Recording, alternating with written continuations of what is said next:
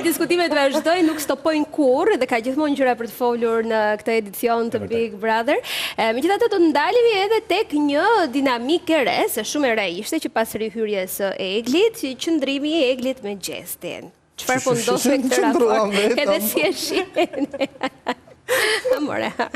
Si qëndruam vetë Milan një herë vetë, apo zot.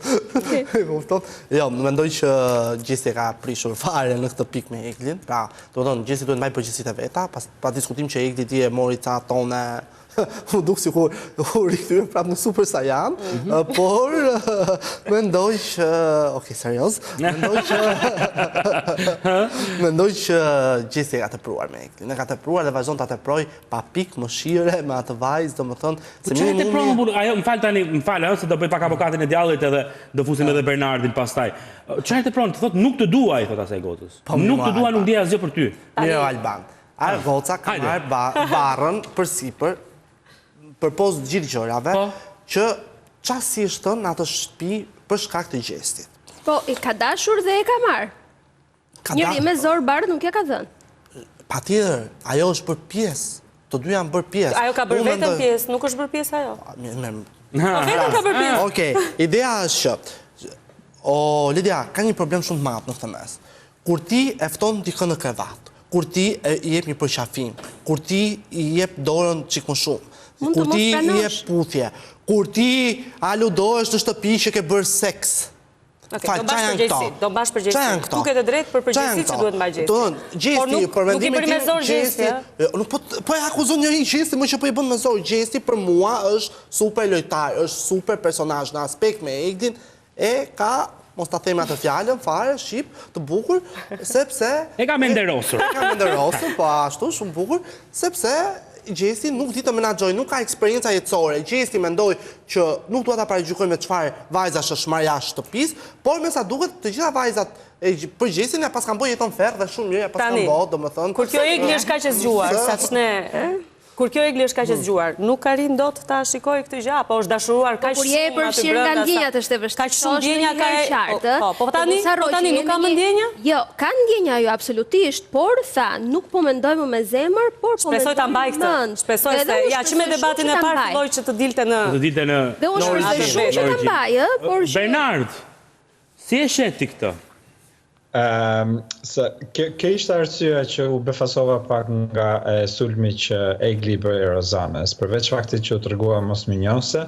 Gjëja e parë që Egli duhet bënte ishte të ballafaqohej me Gjestin, jo të merre me Rozanën dhe të nxirrte shpatën, sepse me Gjestin ka disa gjëra që i kanë le të themi ndjenja të pa përpunuara. Pa, mos e ka pak më kollaj, më falë që ndërpres, tani po flas nga natyra normale, mos e ka më kollaj, më lehtë që të përballet fillimisht me Rozanën se sa me Gjestin, sepse sido që tjetë... Egli priste Gjestin që të vite ka dërkonte, se ajo tha pse se dhe ti të përkosh. Kam akoma ndjenja, tha.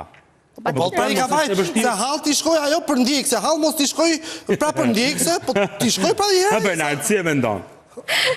Tani në lidhje me raportin atyre të dyve, megjithëse kanë shumë ndjenja të papërpunuara, Egli nuk po merr dot mesazhin edhe nuk e di domethënë se çfarë do bëja unë ose dikush tjetër në vend të Gjestit për ta bërë Eglin që të kuptonte mesazhin. Mesazhi është shumë i thjeshtë. Po ne po i bëjmë këto gjëra, edhe është shumë e vërtetë që unë të kam dhënë disa shkaqe që ti të besosh që neve mund të kemi diçka, ama një gjë është shumë e qartë dhe Gjesti këtë e ka thënë shumë qartë, gjithashtu, që unë nuk të dua ty aq shumë sa më do ti mua, kështu që leja kohës të shohim nëse këto ndjenja do rriten.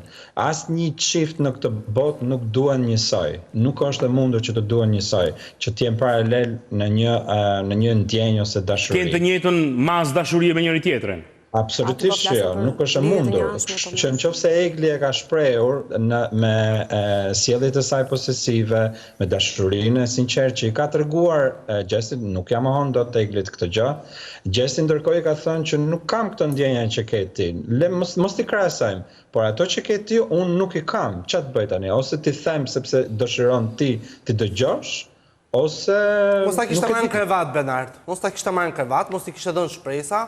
Ore, qa janë këto shpresa tani se jetojmë 2025-ën? Që bëjmë neve? Do bëjmë... Më falë, qëte? I pëlqen ati që të ribe Eglin, ti në momentin që sheh që nuk e ndjenja pas, mund të zgjedhësh që ta largosh e thua ika ndej se nuk dua dhe zhduku, dhe nëse ai vjen dhe të përndjek i thua produksionit, po më shqetëson ky njeriu dhe nuk dua ta kem vërdall, pse e mbajti Xumin larg? O, Julka, ka një gjë. O, Ger, në këtë pikë të lojës ka një gjë. Gjesti e pa që Egli po marrose mbaj saj. Nuk i tha në asnjë moment stop. Si që bëri Egli me Xumin. Si nuk i tha? Nuk i tha, po nuk i tha. Po i tha, si nuk i tha, nuk të dua për momenti, pastaj kur e pyeti Ledionit e prajmi para se dilte Egli imi të dashur, pastaj herë imi njëri i shkuletër Djellzës, njëri i shkuletër Xhenetës, njëri i shkruan ku di unë domethënë çfarë bën. Po mirë, edhe po pse mos themi që ai ka ndjenjat e ngatruara, për shembull, po e themi që Egli ka ndjenjat. Po nuk po gjykojmë ndjenjat e... Po mirë pra, po kështu është pra, ti thua i ka shkuar asaj, ka shkuar atij. O, Ledja, një marrëdhënie normale duhet filloj, ose një pëlqim normal duhet filloj.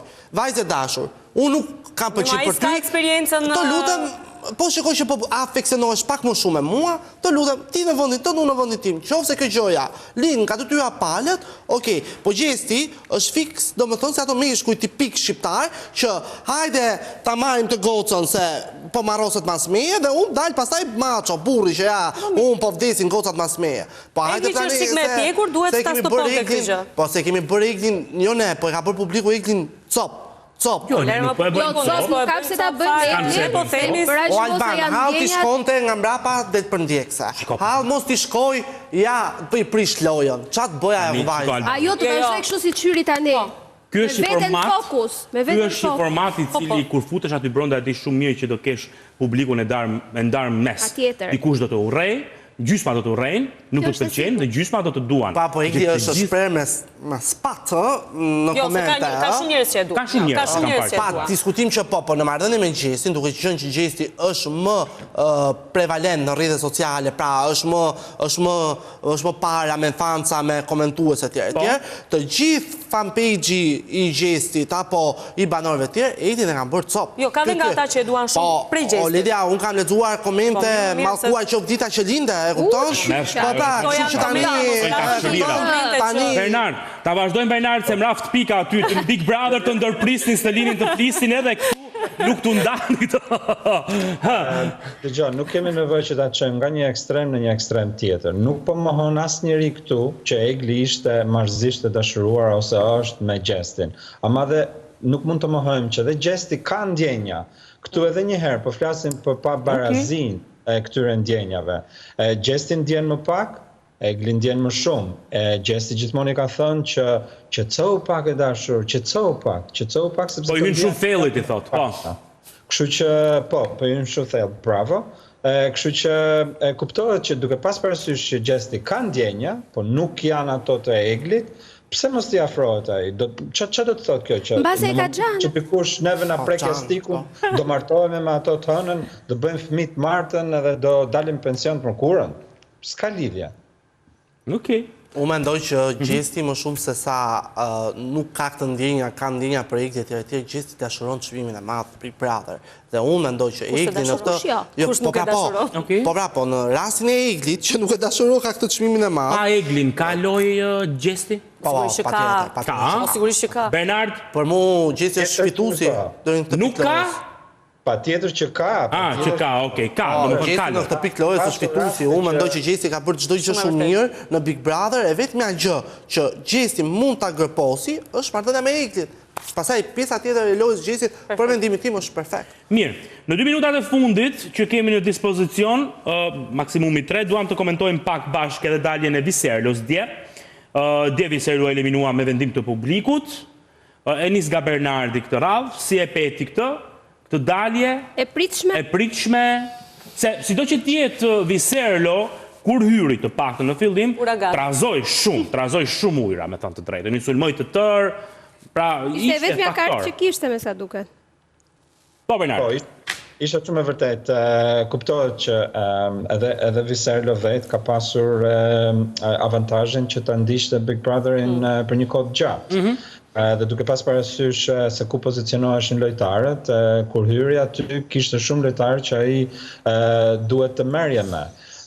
Por duke pas parasysh që këto lojtarë kanë edhe mbështetjen e banorëve tjerë brenda lojës ose brenda shtëpisë vllajt madh, u duk sikur Viserlo kishte nxjerr shpatën me të gjithë banorët dhe kjo gjë e penalizoi me aq sa unë kuptoj. Dhe duke mos arritur ta poziciononte veten diku me një mënyrë themelore, me pak baza në shtëpi, kuptohet që publiku për këtë rast e eliminoi sepse loja e tij ra, sidomos 2 javët e fundit, pa mas. E kuptoj. Bjer? Shyshysh e dole. Po pse? Hyri si dele, doli si dele. Jo, për mendimin tim Viserlo ishte një personazh antipatik, i urryer. Do të thonë, vjen shumë keq që zgjodhi të bënte atë rol. E zgjodhi ai ta bënte atë rol. Se hyri në shtëpi me një armë edhe lëshonte vetëm fishek manovër, domethënë, nuk është se pati. Po çfarë mund kishte bërë tjetër? Sepse hyn me vonesë. Ty kemi parë që të urdhët nuk është se nxjerrin ndonjë gjë në dritë edhe të edukuarit, hyrin mes lojës që ishin të gjithë kuçedrat. O Geri, kaq antipatik nuk ishte. Pse thua antipatik? Unë mendoj që Viserlo në atë shtëpi nuk pata mundësinë ti dëgjoja një debat të saktë, për mendimin tim. Pra, një debat, një diskutim, një argument, po edhe një shoqëri brenda asaj shtëpie. Nuk e pash. Pra, Viserlo, siç hyri, doli. Hyri, si thonë, shul edhe doli loz, domethënë se fundi parë vetëm shumë sekonda se duhet ta mbyll. Me shumë pak sekonda, jo shumë sekonda. Si e mendon ty, Viserlo? E tha, okej, në rregull. Bernard, të falenderoj shumë. Faleminderit shumë. Faleminderit juve. Kënaqësi edhe dëgjohemi sërish. Faleminderit Geri, faleminderit Ledia. Flaksit. Edhe Ledia sot do mbetej prapa. Faleminderit shumë. Mirë, kthehemi sërish nesër ditë të mbar, pafshim.